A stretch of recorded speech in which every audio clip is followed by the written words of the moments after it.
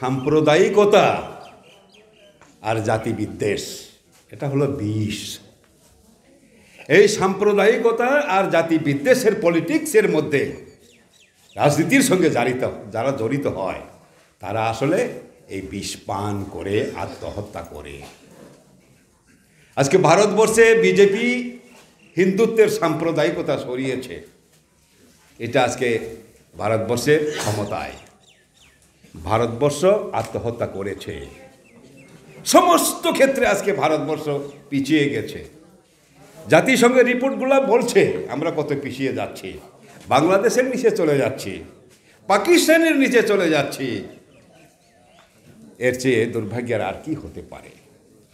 সেই আজকে এই রাজ্যের ট্রাইবেলদের অংশের মধ্যে কখনো আইপিএফটি, আইএনপিটি ইত্যাদি করে বাঙালি বিদ্বেষের বিষ পান করে ট্রাইবেলদের সর্বনাশ করে চলেছে। আজকে এই বিদ্বেষের বিষ পান করে আইপিএফটি করে সরকার আনলো। আজকে কী দোষা ট্রাইবেল এলাকায় মুঙ্গিয়া কামিতে শিশু বিক্রি করে, ওই মেলা করে 3 জন আত্মহত্যা করে, আমার শ্বশুরবাড়ি সন্ন্যাসী পাড়ার বরকাতার সন্ন্যাসী পাড়ায় নিজের ছেলে মেয়েকে বিষ খাইয়ে হত্যা করে মা বাবা গাছে ফাঁসি দিয়ে আত্মহত্যা করে। আজকে ত্রিপুরার এইটাই এই অবস্থা। এই যে একদিকে বিজেপি সাম্প্রদায়িকতার, হিন্দু সাম্প্রদায়িকতার বিষ, আর একদিকে বাঙালি বিদ্বেষের এই আইপিএফটি এবং আজকের যে মথা, তারাও জাতি বিদ্বেষের বিষ পান করে ত্রিপুরা রাজ্যকে এই সর্বনাশ করেছে, আত্মহত্যার সামিল। এখান থেকে ত্রিপুরা রাজ্যকে, ভারতবর্ষকে মুক্ত করতে চাই, মুক্ত করা সম্ভব। আজকে এই ইন্ডিয়া ব্লক হয়েছে, হ্যাঁ, অনেকে ওই রাজস্থানের 3টা রাজ্যে হারার ফলে আবার একটু সন্দেহ পোষণ করছেন। আমি বলবো ভালোই হয়েছে রেজাল্ট। এই যে মধ্যপ্রদেশ, ছত্তিশগড়, রাজস্থানের ইতিহাস আছে, নির্বাচনী ইতিহাস। এই রাজ্যে বিধানসভায় যে জিতে লোকসভায় হারে।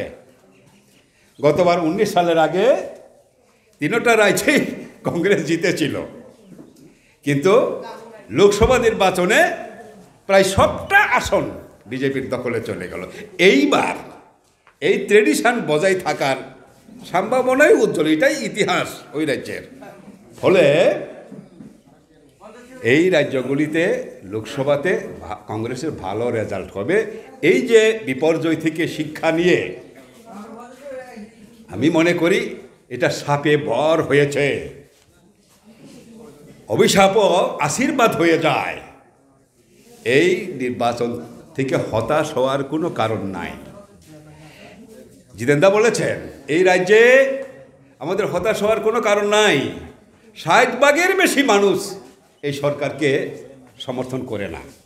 কাজেই ভবিষ্যৎ আমাদের এখানে যাতে আমাদের কনফিডেন্সের, আত্মবিশ্বাসের কোনো অভাব না হয়, এই আত্মবিশ্বাস নিয়ে, দৃঢ় বিশ্বাস নিয়ে অন্যরা শেষ হয়ে যাব, আমরা থাকব, এই বিশ্বাস নিয়ে আমরা জনশিক্ষা দিবস উদযাপন থেকে চলে যেতে চাই নিজের বাড়িতে।